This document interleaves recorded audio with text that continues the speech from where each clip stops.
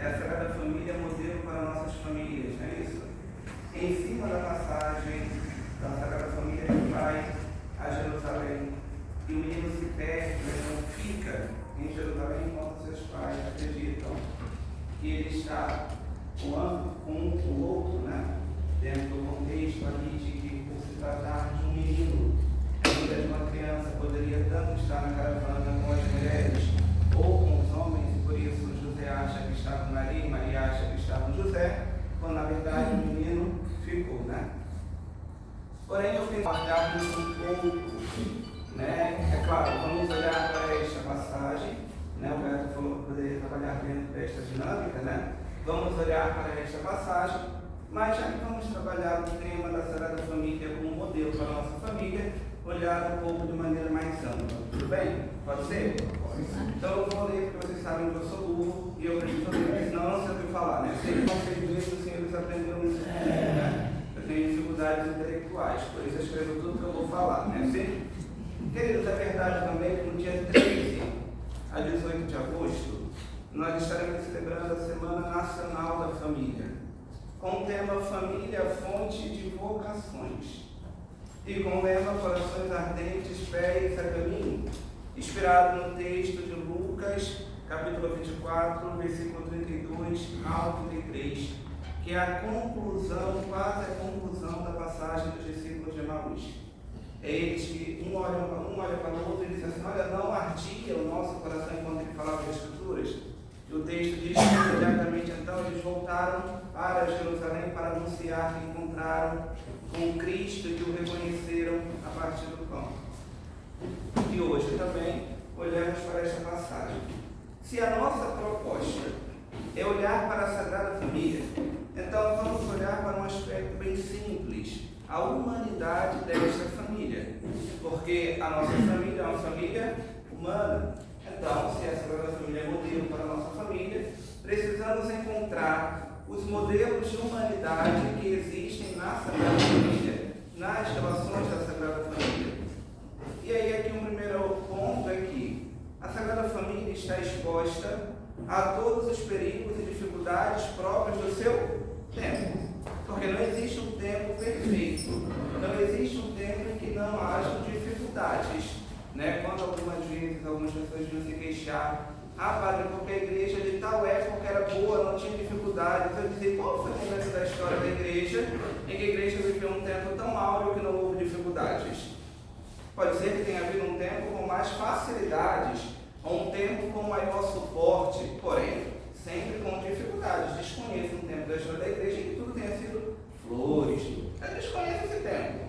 Né? Pode ser que eu não tenha estudado direito a história da igreja quando fiz a faculdade, pode ser também, né? Que eu pulei, só fiz algumas aulas e não vi essas aulas. Mas a mesma coisa, né? Ou seja, naquele tempo havia as dificuldades próprias do tempo. E a Sagrada Família também estava exposta a essas dificuldades. Por que eu acho isso importante?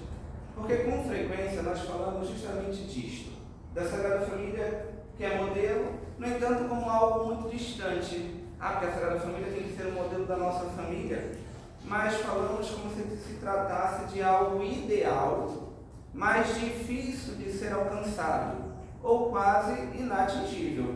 Então eu digo que a Sagrada Família é modelo para a nossa família, mas ao mesmo tempo eu já digo assim, todos nós já ouvimos, nós já dissemos alguma vez, não, mas tem que lembrar que o Jesus era Deus. Maria não tinha nem pecado, e São José era justo também. A Sagrada Família só usa o termo justo para São José. Então assim, de verdade é modelo, mas não dá para ser como eles, porque no final das contas não eram pessoas comuns. Bom, ou é modelo ou não é? Porque o modelo é aquilo que é atingível. Pelo contrário, fica escrito eu ter como modelo para a minha vida uma realidade que eu nunca poderia alcançar. Então a tentativa é o quê? É de me frustrar para sempre, né? É sempre ficar frustrado porque não consegui ser como modelo. Isso não faz o menor sentido, não é isso, queridos? Por isso que, por exemplo, eu achei melhor a gente começar dizendo isto, tá bom? Maria tem um texto, tem um livro muito simples, e aí neste livro o autor vai dizer assim, que dentro daquele contexto, Maria poderia ter sido acusada de adultério ao voltar da casa de sua prima Isabel, pois já passava de 3 meses de gestação, né? A barriguinha já estava aparecendo. Aí vai dizer o autor do livro assim: certamente não importavam os comentários dos parentes, dos amigos e conhecidos. Por Jesus, ela teria enfrentado e suportado todas as injúrias e maldições deste mundo. Depois ele vai dizer assim também, sobre São José: como José iria explicar para todos que não havia feito nada de mal, nem sido infiel, mesmo com a evidência do fato. Qual fato? A virgem estava grávida e eles eram noivos. Só poderiam coabitar após o matrimônio. E agora a virgem aparece grávida. Como é que ele iria explicar isso também, né? Muitas eram as acusações que poderiam ser feitas contra Maria e contra José. E aí eu coloquei aqui assim no meu textinho, né? Hoje as acusações feitas contra a família, contra a instituição familiar, são outras. Como, por exemplo, que é falida, né, que é uma instituição ultrapassada, marca de uma sociedade marcada por uma visão opressora, né, por parte do homem, né, onde a mulher é propriedade, né, é o discurso que ouvimos, né? A família é a marca do patriarcado. Não é isso? E recentemente, né, vocês viram, né, com certeza vocês viram, como eu vi também, né, aquele vídeo lá das SEBs, né, e tinha um homem dizendo assim, que a família é a expressão de uma visão de mundo aonde a mulher e os filhos são escravos do marido e do pai, porque é isso que está por trás da instituição familiar. Acho que todo mundo viu esse vídeo pavoroso, né? Eu vi, falei, não vou ver de novo não, porque já fiquei cansado só na primeira vez, não vi porque não vale a pena, né? O nosso ouvido não é perigo para a gente ficar ouvindo mais de uma vez, a gente só escuta a primeira para poder situar no mundo onde estão dizendo, né? Mas veja, um tempo onde as famílias são representadas, queridos, de maneira a excluir qualquer tipo de relação saudável. Já percebeu? Hoje, quando nós olhamos filmes, séries, novelas, a família é sempre apresentada como algo tóxico, como um ambiente onde não existem relações saudáveis, onde todas as pessoas daquela família têm algum tipo de relação doente, adoecida. Já repararam? É sempre algo muito ruim, é sempre um peso para o marido, porque a mulher é uma chata, que ele chega em casa, ela está lá descabelada reclamando da vida, ou então ela é uma mulher histérica, que está sempre muito preocupada em gastar. E reparou que o marido chega em casa, nos filhos, nas séries, é sempre uma dor de cabeça, é melhor não voltar para casa.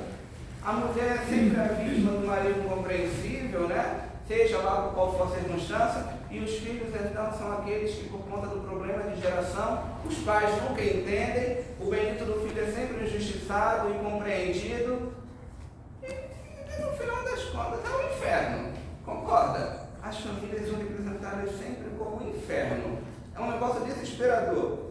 E aí, é um leque de coisas que se diz sobre as famílias.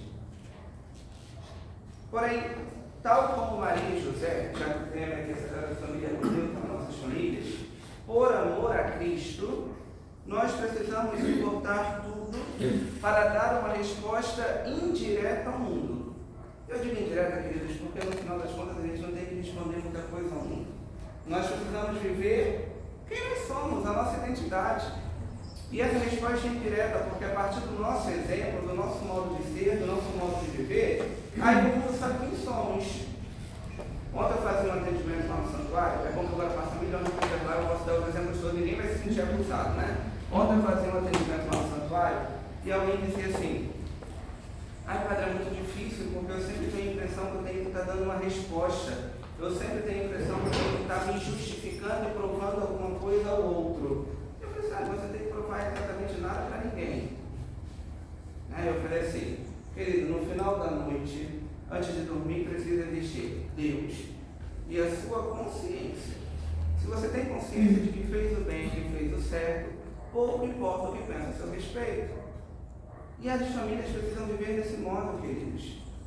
É uma resposta indireta que nós damos ao mundo. Nós vivemos aquilo que o Senhor nos pede. Existe um documento da igreja em que o Papa coloca assim, São João Paulo II, né? Família, torna-te aquilo que és. Ora, nós vivemos a nossa família de acordo com o projeto de Deus. E aí o mundo vai ver aquilo que nós somos. Mas a nossa maior preocupação não é com que o mundo entenda o que nós vivemos. mas é que nós sejamos os primeiros a entender o que nós vivemos dentro de casa. Faz sentido ou não? Eu costumo falar coisas que não fazem sentido, né? Vocês me conhecem, né? Então, se não fizer sentido, vocês avisam. Assim, se a CNBB escolheu como tema da Semana Nacional da Família que esta, né, a família, é fonte de vocação, precisamos olhar para a primeira vocação que somos convidados a viver em família, que é a humanidade. Porque a nossa família precisa ser uma escola de humanidade. É a primeira vocação. Somos chamados a sermos homens e mulheres, é claro, né? Mas somos chamados a sermos homens, seres humanos, bem formados. Tudo bem? Querido, está pesado? Não. Está pesado? Se tiver alguém me avisa, tá bom? Pelo amor de Deus. Eu não consigo ser mais descontraído que isso. Vocês também me conhecem. É o problema, né? A chatice, eu entrei na fila da chatice mais de uma vez e quando eu assim, eu me fiz. Queridos, olha só. Um primeiro ponto que a família de Nazaré nos ajuda a descobrir é a beleza da vida ordinária. E não ordinário no sentido pejorativo, né? Mas aquele ordinário do dia a dia, né? Pelo amor ordinário foram os homens que me assaltaram na última quinta-feira. Ele era ordinário no sentido pejorativo, né? Uma coisa que nós precisamos, como família, é redescobrir que existe uma beleza em viver os momentos do dia a dia, dos mais simples e corriqueiros aos mais grandiosos e extraordinários. Qual um desafio que os casais mais jovens se casam, né? Aí vão para a lua de mel, não querem voltar, né?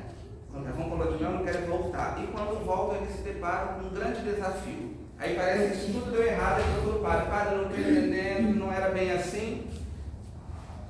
Porque acaba a novidade. Aí é uma tristeza. Porque acaba a novidade. Vira rotina. E aí, quando acaba a novidade, bate a sensação de que não era bem aquilo que se queria. Porque nós vivemos o tempo inteiro buscando por algo extraordinário, buscando por algo fenomenal, por algo que nos arrebate. No final das contas, é um medo de ser normal. É um medo de ser normal. É o primeiro desafio que nós encontramos. Precisamos redescobrir isto, queridos.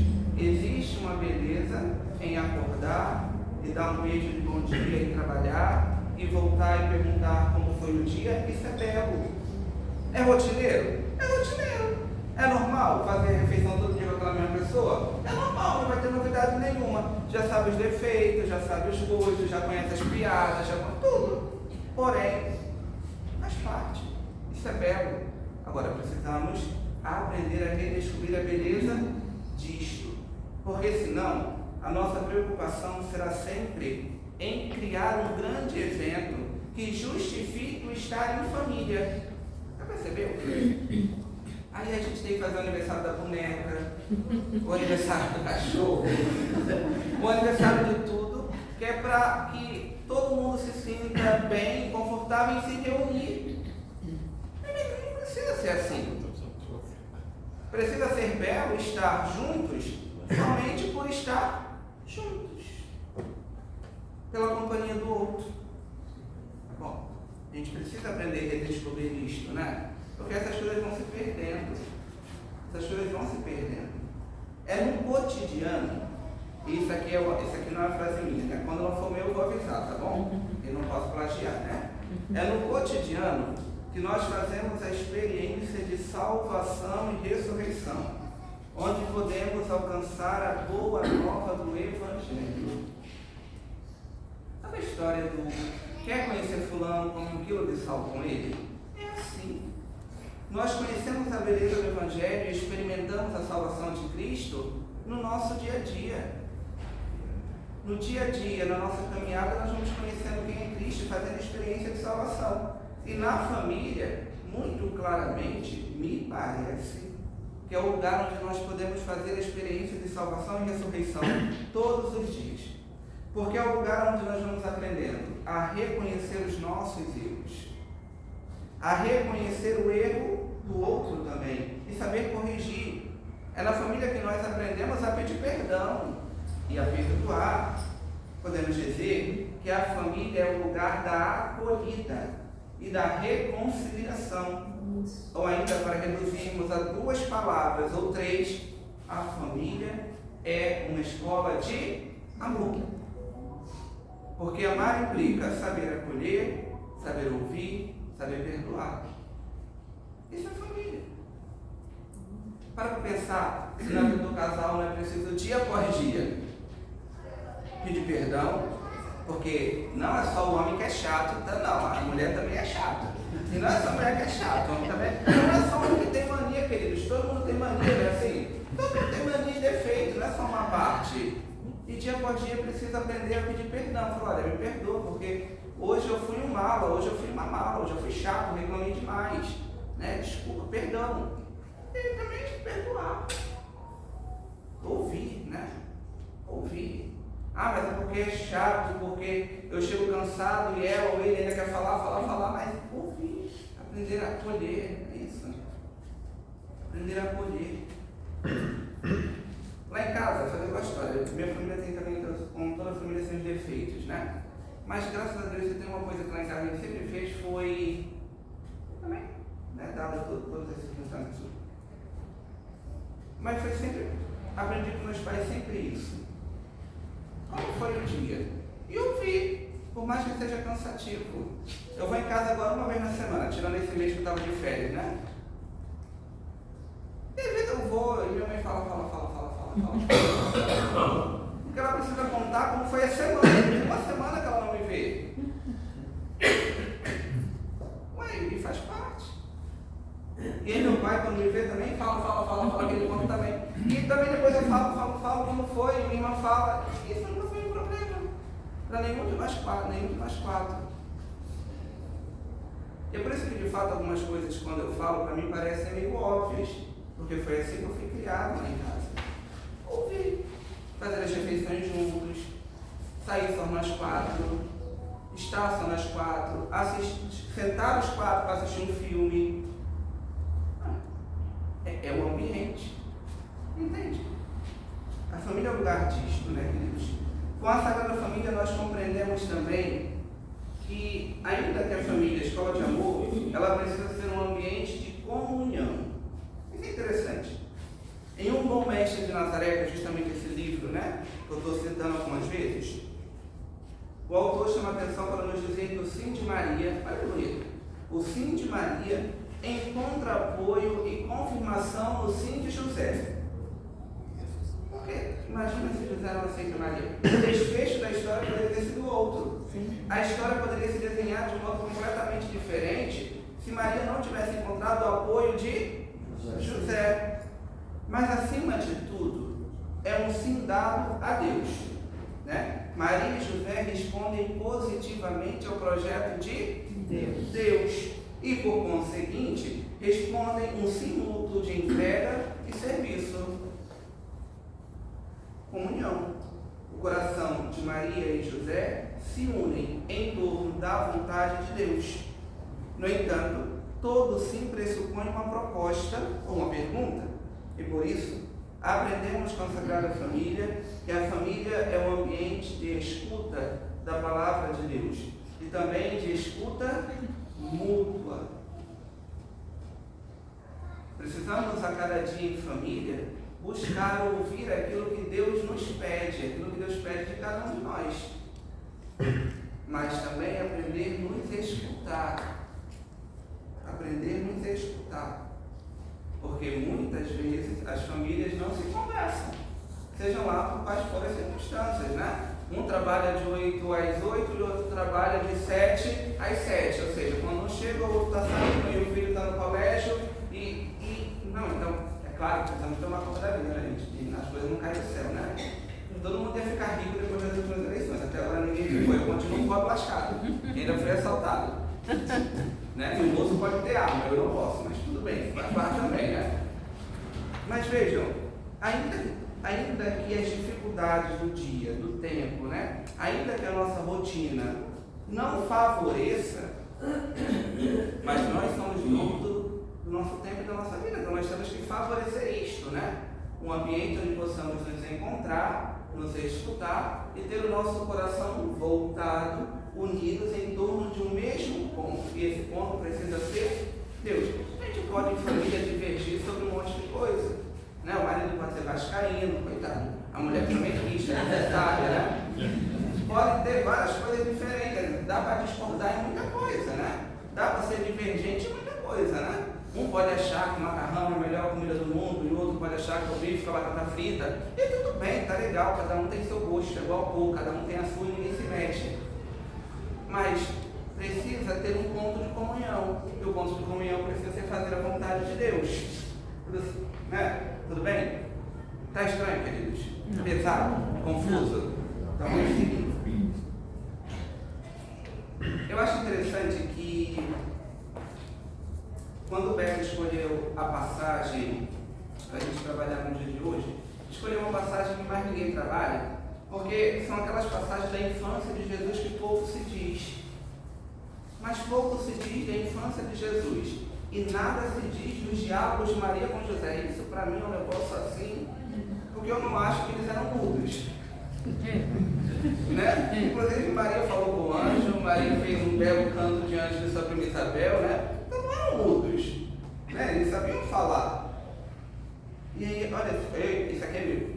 Por assim, talvez pensar os diálogos tão íntimos que nenhum evangelista retratou. Intimidade. Intimidade. Entre a Virgem e José. Precisa haver uma intimidade na família que ninguém entra. Ninguém entra. Minha mamãe, recentemente, eu sentei com ela para conversar por conta dos ocorridos e falei assim: exclui, bloqueia. Mas por que? Eu falei: porque não é da conta dessa, não é da conta desse, não é da conta desse, não é da conta desse, não é da conta desse. O que é isso? Detetive particular. Imagina, os acontecimentos da vida familiar do meu pai, da minha mãe, que envolvem a minha irmã e me envolvem, é da vida familiar e da conta de mais ninguém. E a gente partilha aquilo que a gente quer. Queridos, há muita gente que se mete na nossa família, já percebeu? Mas é porque também a gente acaba de algum modo deixando, né? Porque a gente conta alguma coisa e aí as pessoas se arvoreiam em querer tomar conta, gerenciar a nossa família, né? Sai pra lá. Toma conta da tua. Cada um tem a sua para tomar. Se cada um tomar conta da sua, já vai dar um trabalhão, já vai gastar todo o tempo. Entendeu? Intimidade, queridos. Intimidade. Os evangelistas não retratam justamente porque é uma vida escondida. É uma vida íntima. Não é que não houve diálogo, houve muitos. Porque a gente pode pensar assim, olha só. A escuta atenta de José para com Maria, enquanto ela lhe contava a aparição do anjo. Certamente Maria foi dizer a José como foi. Certamente. Ele perguntou: Maria, mas como é que foi isso aí? Olha, apareceu o anjo, eu estava vindo, sei lá, com a lata d'água, não sei com o quê, e o anjo apareceu e falou, imagina. E José atentamente escutando. E depois ainda contando como foi lá tratar dos últimos meses e do parto de Isabel. Né? Falar que chegou lá, contar como foi a viagem, como foi o trajeto, né? E como foi aquela estadia com a sua prima, como foi os desafios, né? Dos primeiros dias ali do nascimento do menino, né? Como é que foi aquilo? E da mesma forma, José contando a Maria como o anjo falou com ele.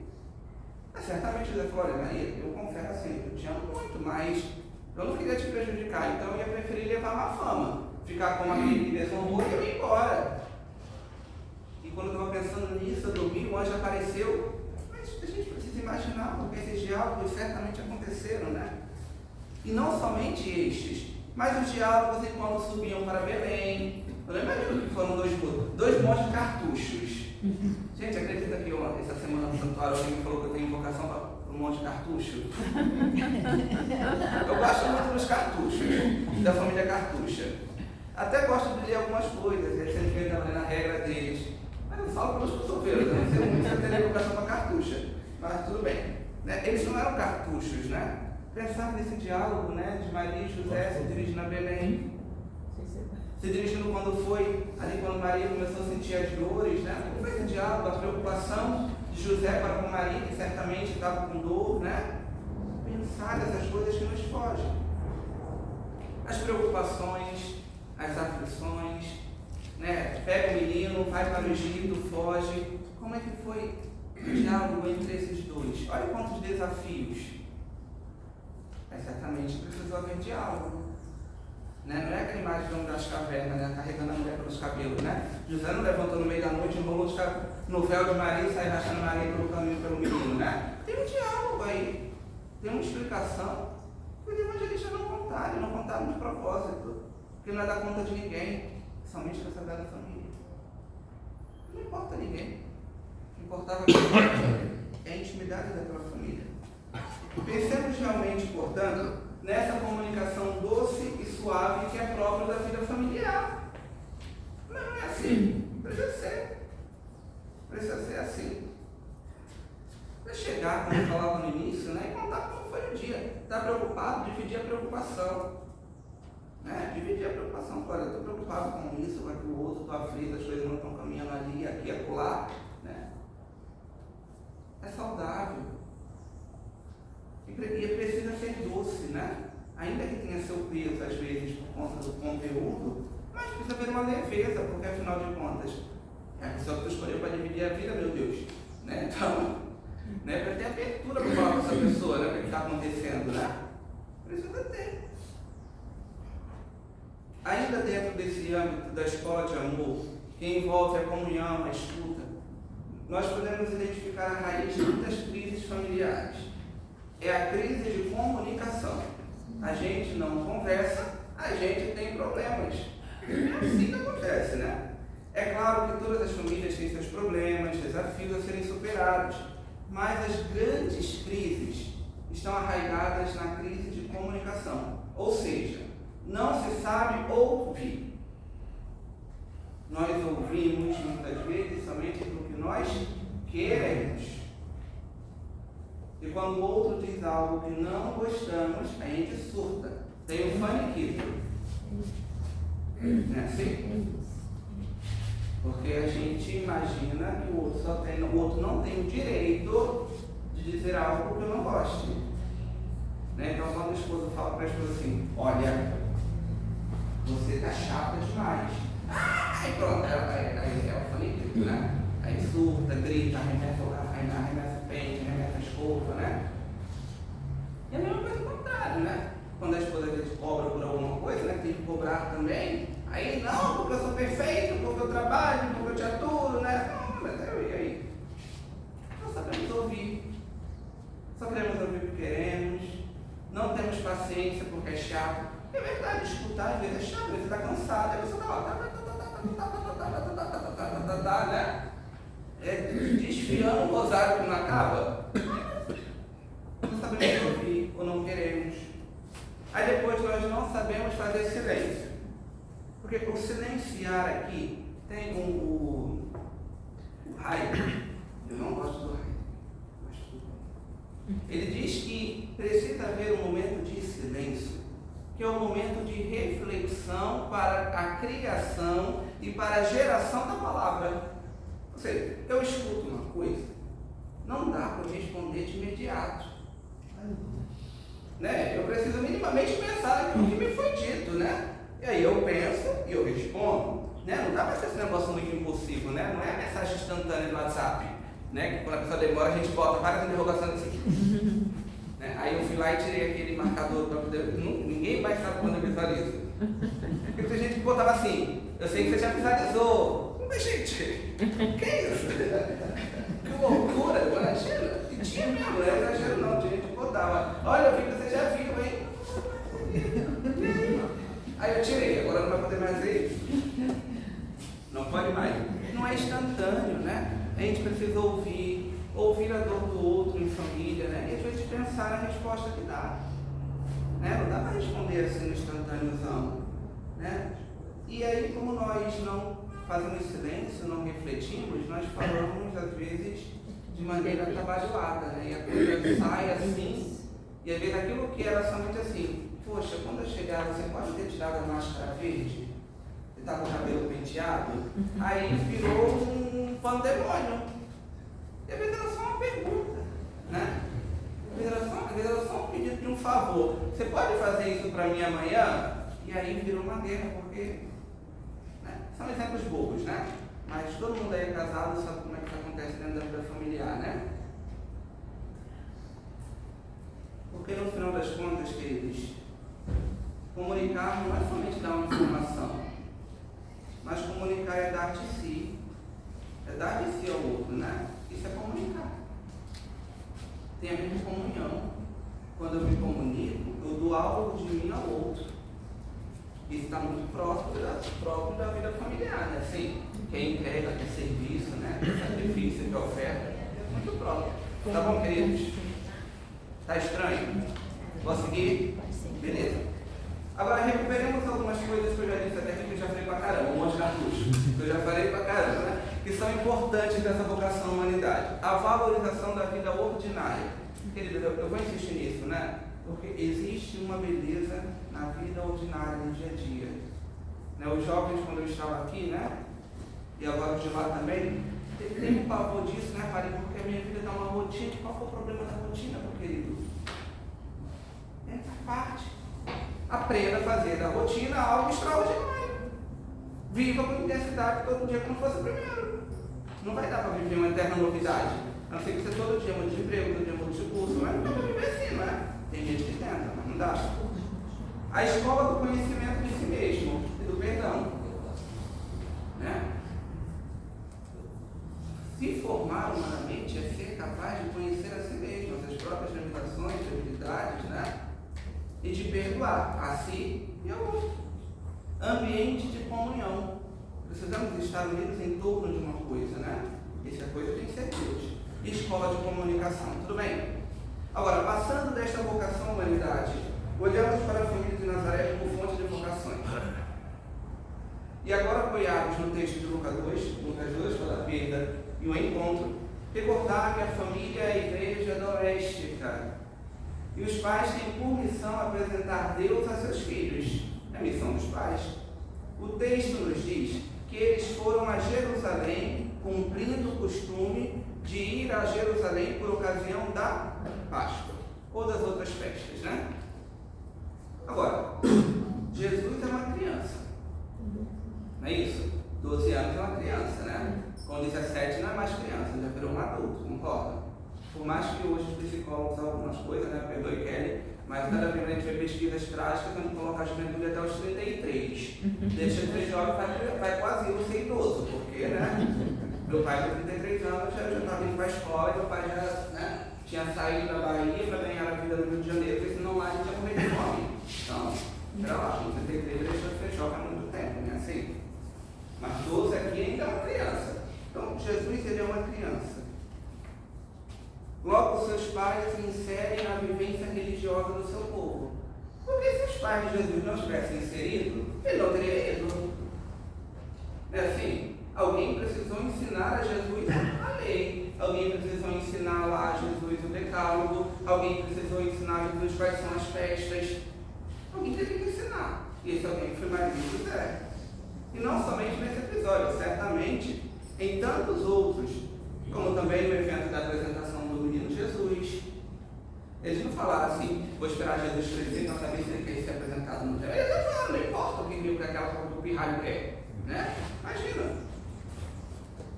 Eu estava na aula de empresa de semana, aleatório, né? Aí tinha assim, a professora passou um texto sobre coisas que irritam. Como é que é? Pet peeve, né? Coisas que causam me irritavam. Uma delas era criança mal educada. Isso me irrita mesmo. Porque como, né, papai só bastava olhar e prometer que eu ia apanhar, porque não sei quando eu cheguei em casa vou bater, assim, quando a gente vem em casa a gente conversa, né? Então nunca dei escândalo na rua, né? Nunca fiz nada dessas coisas que o papai já sabe. Se fizer escândalo, quando a gente chega em casa, a gente começa. Eu sempre fui uma pessoa jurada. Né? Eu aprendi esse monte de palavras com meu pai, né? Eu tenho trauma com isso, né? Não sou traumatizado, não somatizei nada, né? Meus traumas são causados por outras pessoas, mas não por meus pais. Mas veja, aí hoje a gente vê uns faniquitos de criança, né? Que não quer ir, E papai e mamãe falam assim, não, eu vou respeitar, né, a vontade. Mas uma criança de 7 anos tem vontade de quê? De obedecer somente. A vontade que uma criança de 7 anos tem, de obedecer papai e mamãe. Estou errado, queridos. Eu acho que todos nós fomos criados assim, né? Quando eu dizia para minha mãe, eu não quero, minha mãe dizia, o seu querer é o meu querer. O meu querer era o querer da minha mãe, eu queria o que ela queria, né? O que minha mãe queria, eu queria também, fazer o quê, né? Não tinha opção de discordar, de discordar. Né? Isso é muito novo, né? Isso é muito modernoso, né? Essas coisas, né, queridos? Por isso, sem medo de errar, a igreja nos ensina que a família é a igreja doméstica. Então, São João Paulo II, em 1994, na Carta às Famílias, vai dizer assim: um dos campos onde a família é insubstituível é certamente a educação religiosa, graças à qual a família cresce como igreja doméstica. A educação religiosa e a catequese dos filhos colocam a família no âmbito da igreja como um verdadeiro sujeito de evangelização, de apostolado. E depois, São João Paulo II, na Livro Familiares Consórcio, vai dizer: a missão de educar exige que os pais proponham aos filhos todos os conteúdos necessários para o amadurecimento gradual da personalidade sob o ponto de vista cristão e eclesial. Retomarão então as linhas educativas acima recordadas, com o cuidado de mostrar aos filhos a profundidade do significado, a fé e a caridade de Jesus Cristo sabem conduzir. Então, quando o papai e a mamãe pensam no âmbito de educar os filhos, tem que lembrar que a educação não é somente lá das ciências exatas, né, profissional, né, mas é também religiosa. A humanidade dos nossos filhos precisam ser formadas com valores cristãos, porque senão a coisa degringola, né? Depois a gente fica assim, ó, né? Sem sombra de dúvidas, queridos, a Sagrada Família é esse ambiente de aprendizado e amadurecimento das relações, pois as parábolas e histórias contadas por nosso Senhor Jesus Cristo com certeza são frutos de um olhar atento para o modo dos seus pais se relacionarem entre si, né? Jesus criou aquelas parábolas de onde? De coisas que ele viu, sem sombra de dúvidas, né? Também como outros exemplos, por exemplo, como Jesus conta aquela parábola do vizinho que bate a porta e fala assim: olha, recebi uma visita agora à tarde da noite, eu não tenho pão em casa, você me empresta o pão? Ninguém empresta um pão, alguém dá. Como é que devolve o pão, né? Você me empresta o pão? E aí o pai da família diz assim: olha, já estamos deitados. Aí o vizinho continua lá, aí o pai da família levanta e vai lá emprestar o pão. Bom, provavelmente Jesus conta algo assim porque alguma vez ele viu uma situação daquela dentro de casa. Alguma vez alguém bateu lá na casa de José e falou assim: me presta um pão. E José falou: olha, o menino está deitado, e é Deus, hein? Ainda pode atrapalhar o Deus, né? O menino está deitado, Maria também, e o cara está lá batendo e... Quantas parábolas, né?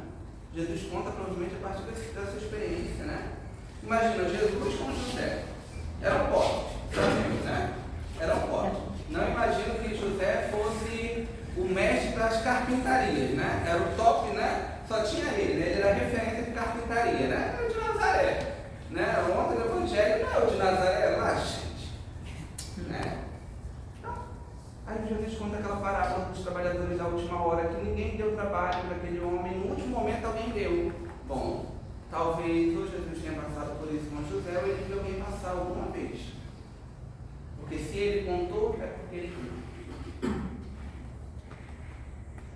Também as nossas famílias precisam ser, nesse sentido, um ambiente de aprendizado para as nossas relações interpessoais, queridos. Nós nos relacionamos com os outros do modo que nós aprendemos a nos relacionar em casa. Então, quando somos príncipezinhos, reizinhos dentro de casa, no mundo nós somos reizinhos, príncipezinhos. Entendeu? É por aí que o negócio é. Quando nós olhamos para Maria e José, vemos um exemplo claro de zelo e cuidado, como na passagem, né? Onde a Virgem vai dizer ao filho: meu filho, o que nos fizestes? Eis que teu pai e eu andávamos à tua procura cheios de aflição. Mas também na fuga para o Egito com um menino recém-nascido, Maria e José nos ensinam que os pais têm a missão de tutelar os seus filhos, para que eles não se percam. Isso se explica no ritual do matrimônio, olha que bonito. O padre pergunta assim: estás disposto a receber amorosamente os filhos como dom de Deus e educá-los segundo a lei de Cristo e da sua igreja. Educar não é apenas colocar em uma boa escola, cursos, mas é também fazer o papel de guardar os seus filhos, né? Hoje, mais do que nunca, é preciso cuidar daquelas coisas que entram em nossas casas, queridos. Através dos filmes, séries, agora foi a Barbie, né? Eu não fui ver porque eu fiquei só de raiva de ver o Convite de Rosa. Eu também não iria ver porque eu fiquei perguntando o que é que um monte de homem foi ver o filme da Barbie.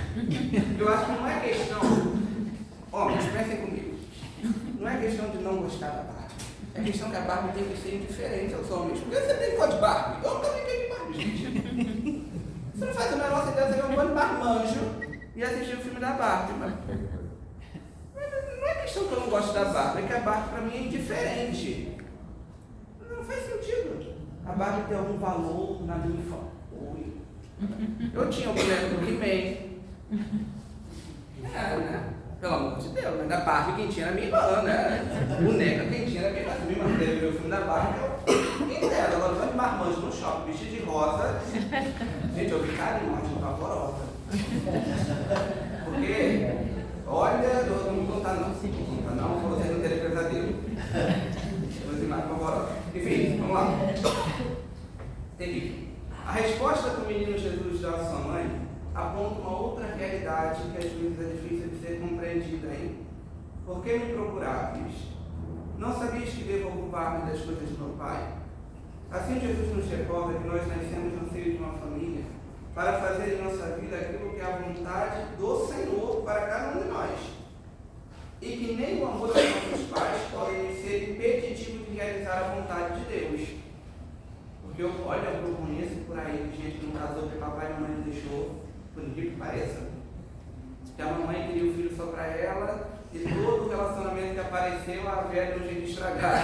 O cara tá aí, ó. 70 anos, solteirão. Mas não quis casar? Não, a mamãe nunca deixou.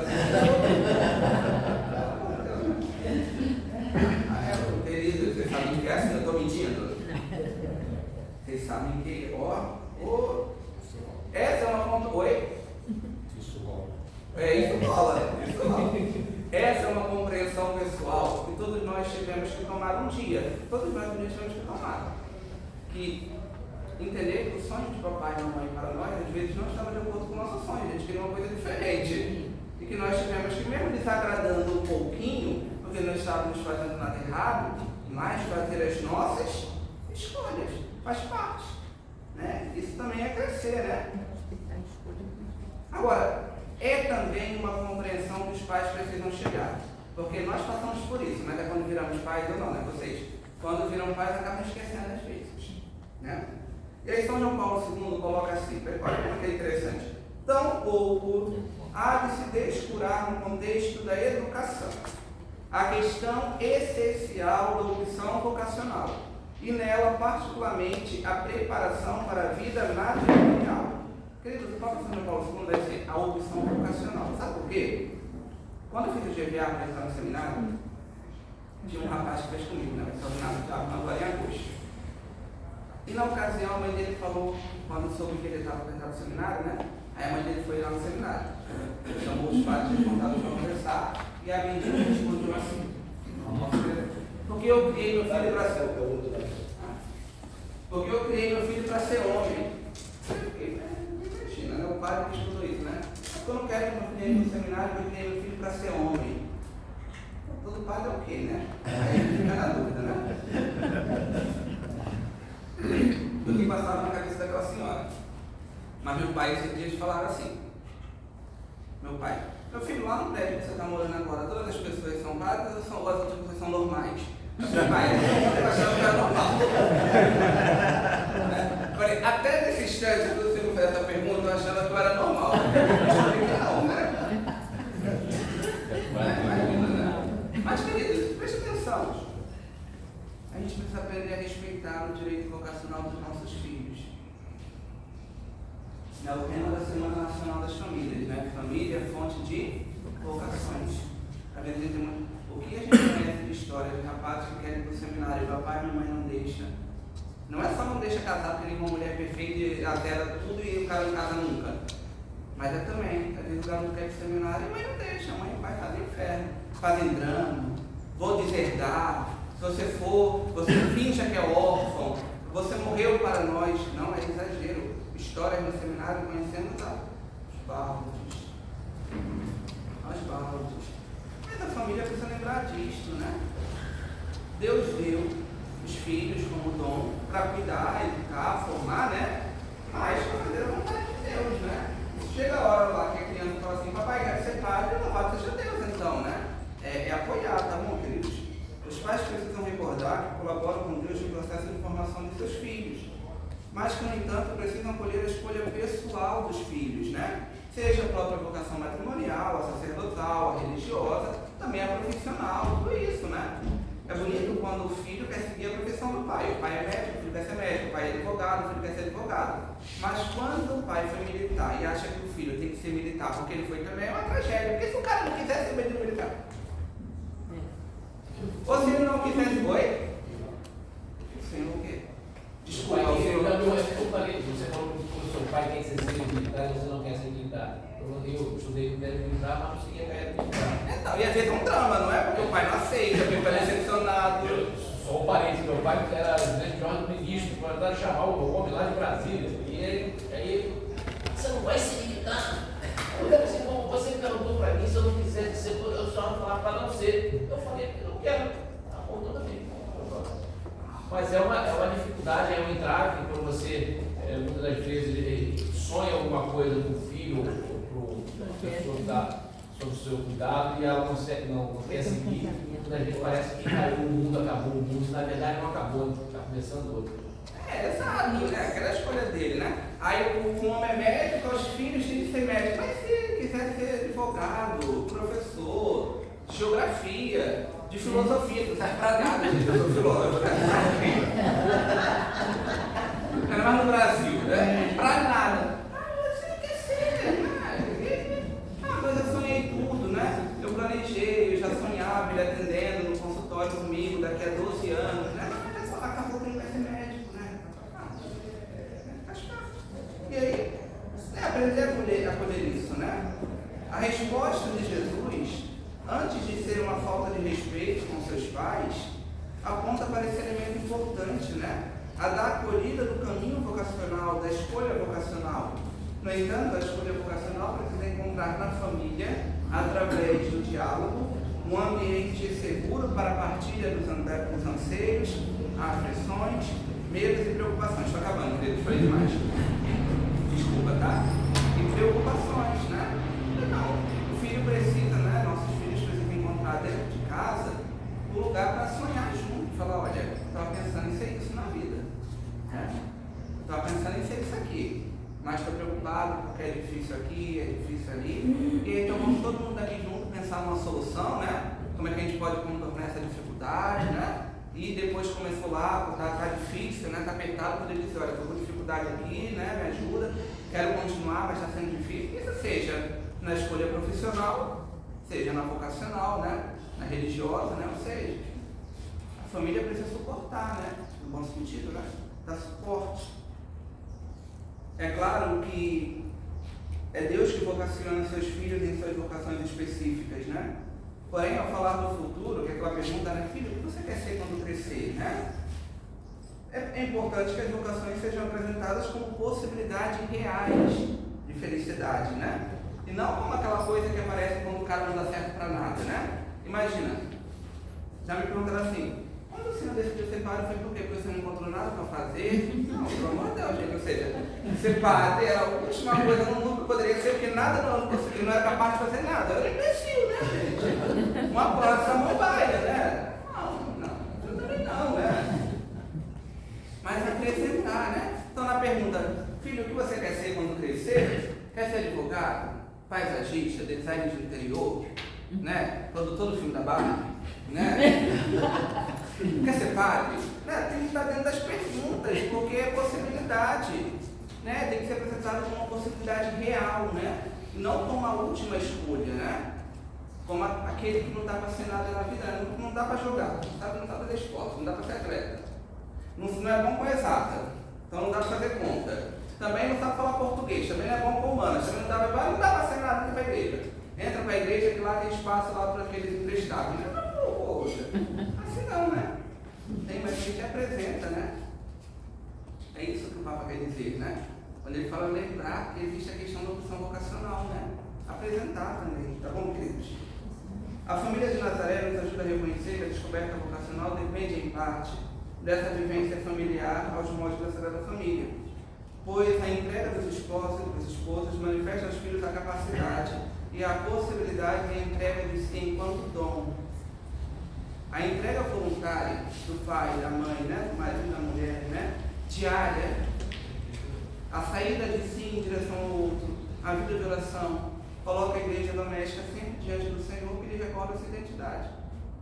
Né? Nunca se deverá esquecer que a oração é a parte constitutiva e essencial da vida cristã, tomada na sua integralidade e centralidade, mas ainda pertence à nossa mesma humanidade. É a primeira expressão da vida interior do homem, a primeira condição da autêntica liberdade do espírito. Por isso, a oração não representa de modo algum uma evasão que desvia do empenho cotidiano, mas constitui um impulso mais forte para que a família cristã assuma e cumpra em plenitude todas as suas responsabilidades de célula primeira e fundamental da sociedade humana. Em tal sentido, a efetiva participação na vida e na missão da Igreja no mundo é proporcional à fidelidade e à intensidade da oração com que a família cristã se une à verdadeira fecundidade, que é Cristo nosso Senhor. Isso é São João Paulo II que fala nos familiares consórcios. Assim, a Sagrada Família é de fato um modelo para as nossas famílias, pois tem muito o que nos ensinar no que diz respeito ao modo de nos relacionarmos uns com os outros, mas também no plano teológico, da escuta, da acolhida e da vivência do plano amoroso de Deus para cada um de nós. Queridos, e assim eu concluo, perdoo que eu falei, perdoe que eu falei demais, né? Como sempre, né? Eu sempre consigo me alongar, né? Peço perdão. Mas espero que...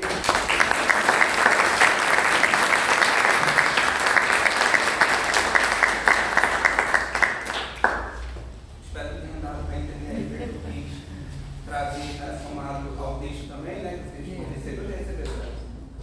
Vão receber. Não, vai receber. O texto vocês vão receber, né? Vão das reflexões, tá bom?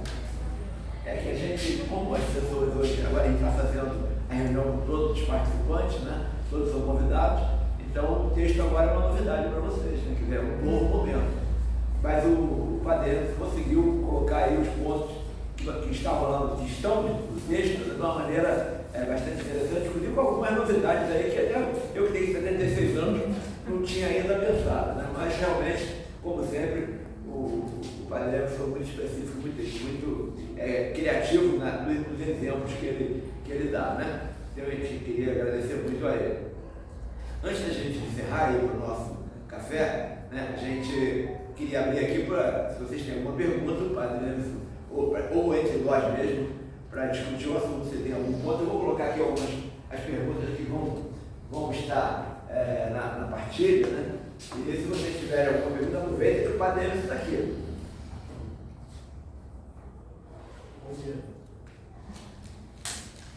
Alguma coisa? Já que foi tão ruim, ninguém entendeu nada.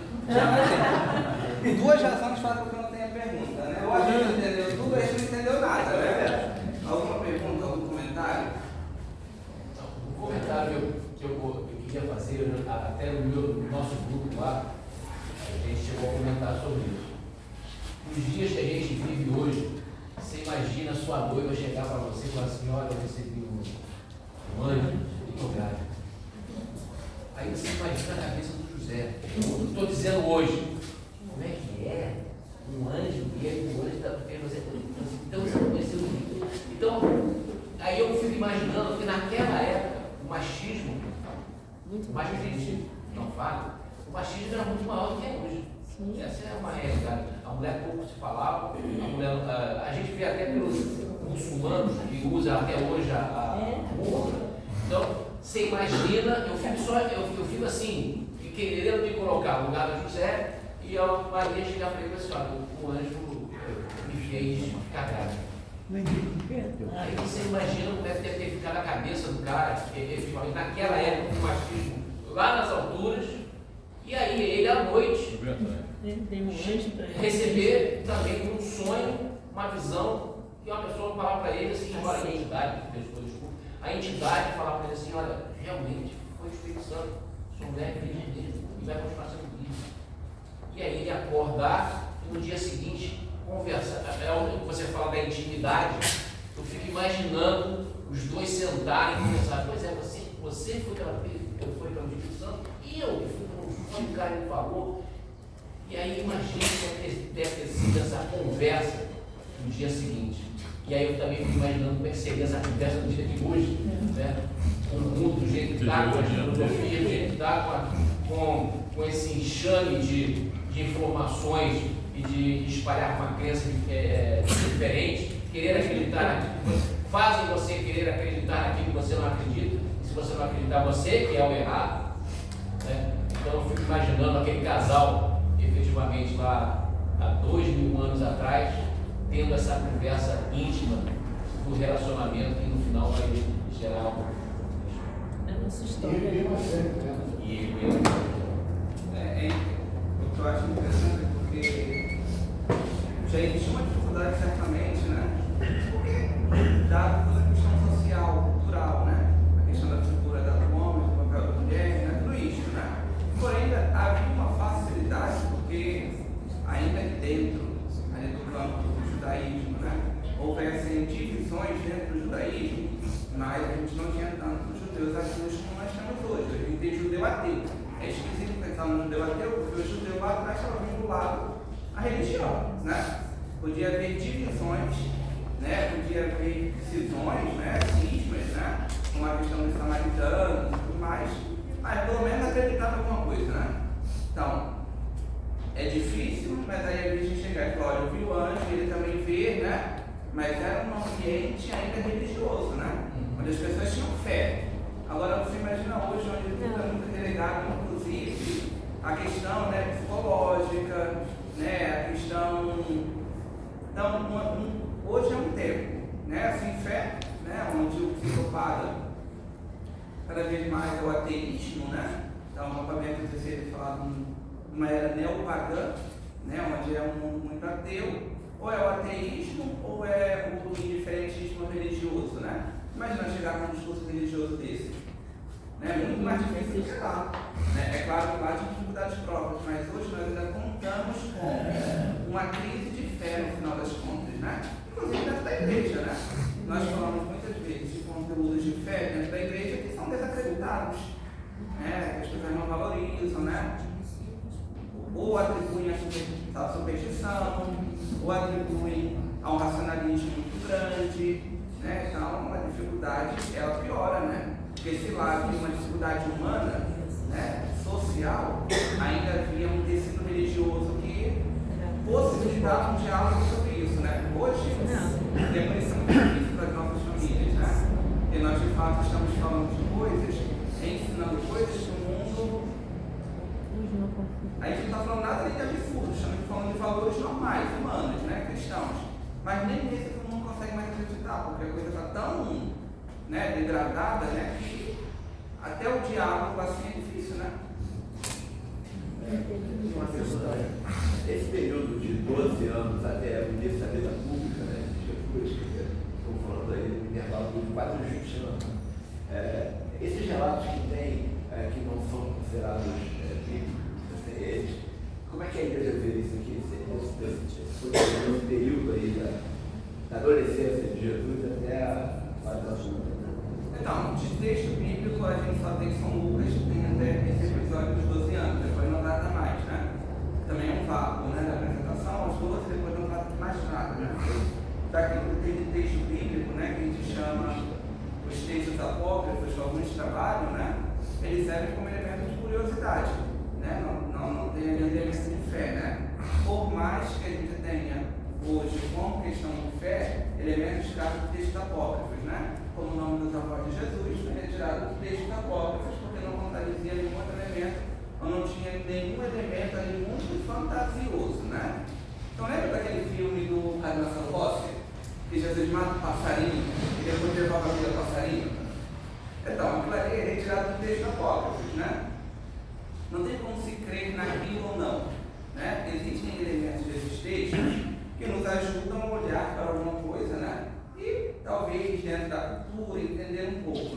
mas não como elemento de fé. E também tem os santos, né? Então, como a Ana Catarina Meire, né? Tem aquele paixão de glorificação do Cordeiro de Deus, né? Ela traz ali alguns elementos da infância, né? Mas que são revelações particulares. A igreja aprovou, né? Então as revelações são difundidas, né? Divulgadas no livro, né? Tem lá no quarto falando algumas coisas, mas como revelação pessoal também fica no âmbito da adesão pessoal. A igreja não afirma aquilo como verdade de fé, né? Eu posso olhar, enterrecer e acreditar na questão da beata, né? E a igreja não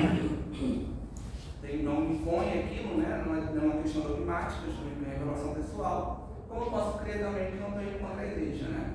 Então, dentro dos apócrifos, a gente pode ler? Pode ler. Sempre com cuidado e entender. Tem alguns que são muito fantasiosos, né? Tem alguns que é a loucura, né? Tem outros que não são fantasiosos, trazem elementos verossímeis, né? Você pode, olhando para os outros, ver que não pode olhar para a realidade, né? E pode somar aquilo, né? Mas sempre lembrando que de fé, só aqueles que já estão fechados, né? Algo mais, queridos?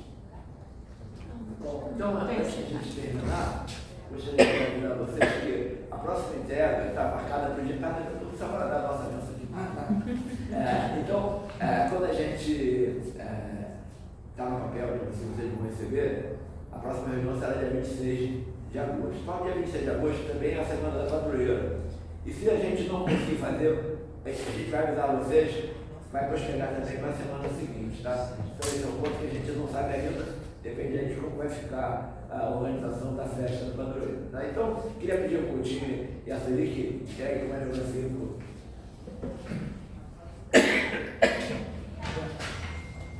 Agradecimento formal do nosso coordenador. A outra sacolinha.